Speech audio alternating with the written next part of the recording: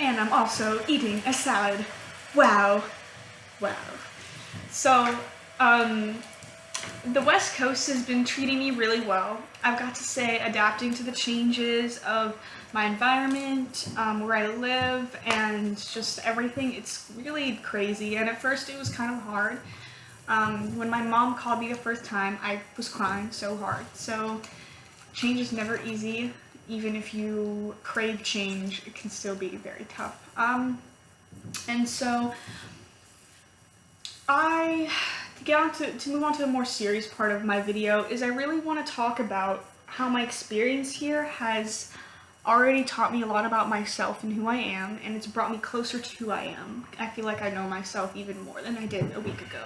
And technically that's very true. We're always learning more about ourselves. So, but it's just at such an exponential rate that I feel, ooh, wow, like, wow. I came here and I live in this apartment complex that's filled with all other college kids that go to my school, Santa Barbara City College, CC as we call it. And it's great. It's great to be surrounded by young people so you can feel like you have someone to relate to, but the problem is I actually have been lacking that feeling of relation and connection. When I came here, I instantly picked up the vibe of everybody, and most of the kids here are being paid to be here by their parents, and most of them are very privileged. All of us are very privileged, and some of them don't acknowledge that or use it to a benefit for others. I realize that we're so young that a lot of kids that are coming in here now are just starting to party and realize what alcohol is and freedom, and so everybody's like, yeah, let's get fucked up. But I think I got a dose of that years ago, and so now that I know that I don't like that, I come here and I'm like, what? And I kind of feel like the black sheep, the one that's looking in. And I've always felt this way growing up. I always felt like I was the one looking from the outside. My body was there, but I felt like I was pulled so far back that I would just watch these scenarios, but I couldn't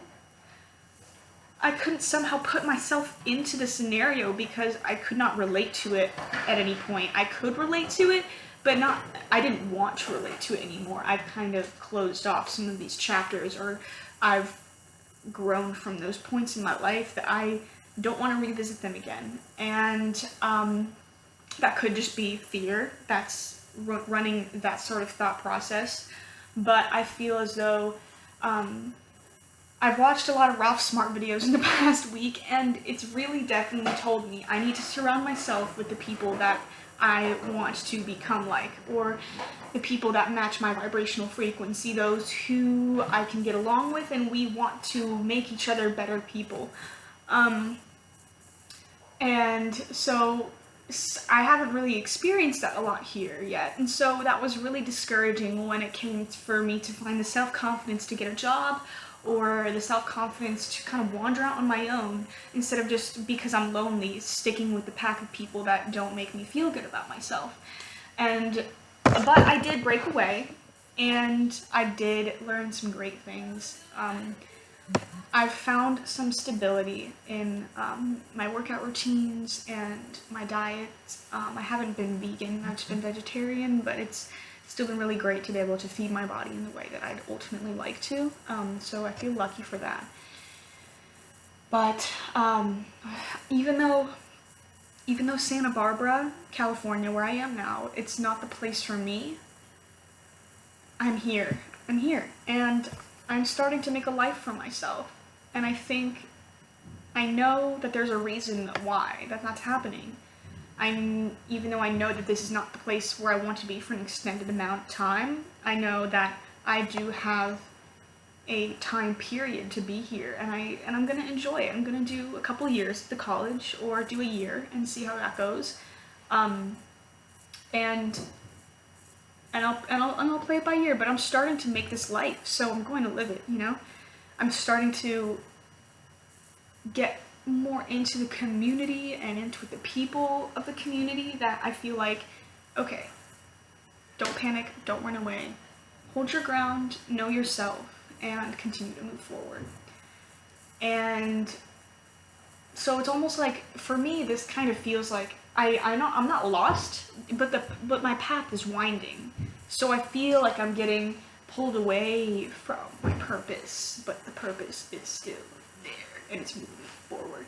So always keep in mind what you're going for, why you're here, what you want to do, what you need to do, what your heart tells you to do is ultimately going to answer all those questions. And so I'm going to stay here because I feel like there's a purpose for me to get my education. There's a huge homeless population in Santa Barbara, and I want to help with that. I want to somehow get involved in the community. And there's a lot of great agricultural opportunities with the local markets and stuff like that. So, you know, you can always find a way to branch yourself out and be like, okay, I can't connect, but I'm gonna try to connect. And I have met 2 beautiful girls that have come into my life through my roommates who like to party. They enjoy their fair share, but they are so well balanced and like-minded, and so I am very grateful for these 2 great girls that I have met. I think I love them already, so I have love for everybody, but them especially. So yeah, it's very exciting. And that leads me right into believing in yourself. It sounds so corny, but when you're in those moments when you have to believe in yourself, you're like, wow. For me, it just all clicked. I was walking to a job interview, and I was thinking about past moments, shining moments, and I was like, all these thoughts racing through my head, even though I had exercise that day. I was like, what's going on? I really connected with that corny saying, you know, believe in yourself, like, believe that you can do anything, believe that you are powerful and capable. And this thought that popped into my head was like, wow, I just need to release all my other thoughts, all my other anxious thoughts that are pulling my mind in different directions. Shed all of those and just remember the one thing: believe in yourself. And like, in that moment, I felt like I was the highest God. I was the highest God or goddess inside myself, guiding me. I am guiding me, and it was just like the clouds parted, and I was like, I can do this. Why am I gonna try to not believe in myself? You know what I'm saying? You have to propel yourself through time and space, and through these energy forces that feel like they might be blocking you. You need to push through those, because those are there for either as obstacles to challenge yourself, or this is really testing your strength. And yeah, it definitely feels real. It feels very real, and I think that we can all connect with this feeling inside of believing in yourself.